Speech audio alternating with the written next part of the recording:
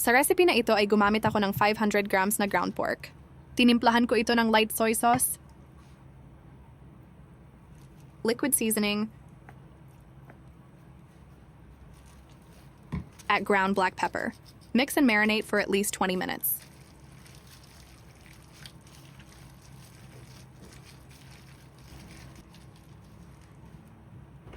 After a few minutes sa kawali over medium heat, maglagay ng konting cooking oil. At kapag mainit na ang mantika, igisa ang sibuyas at bawang for a few seconds.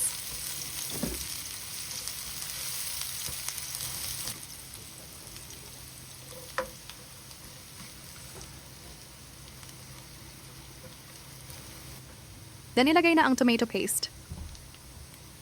Igisa hanggang 1 minuto.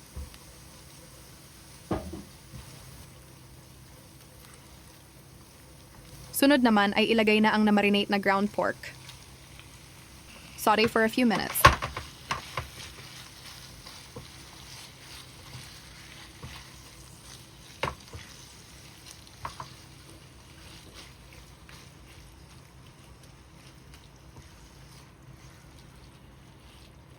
Then timplahan ito ng fish sauce, pero kung ayaw ninyo ng patis, pwede naman kahit asin na lang.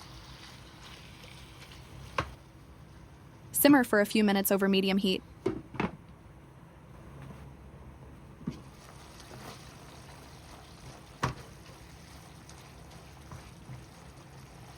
Ilagay na ang tomato sauce.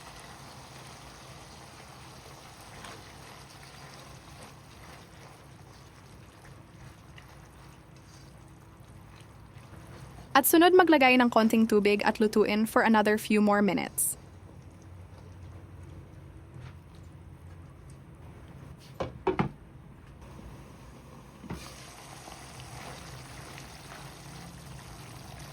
Next naman ay ilagay na ang diced carrot at potato.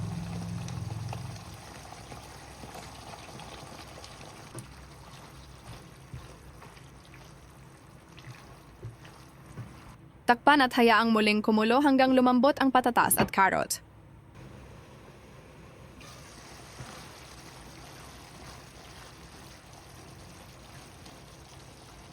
Sunod naman ay ilagay na ang green peas, bell pepper at raisins. Maglagay ng konting sugar pambalanse ng lasa. Simmer for another few more minutes.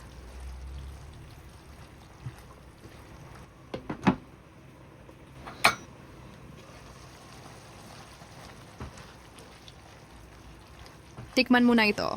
Magdagdag ng asin kung kinakailangan.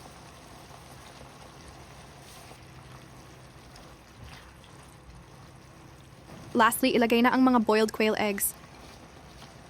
Lower the heat and simmer for a minute.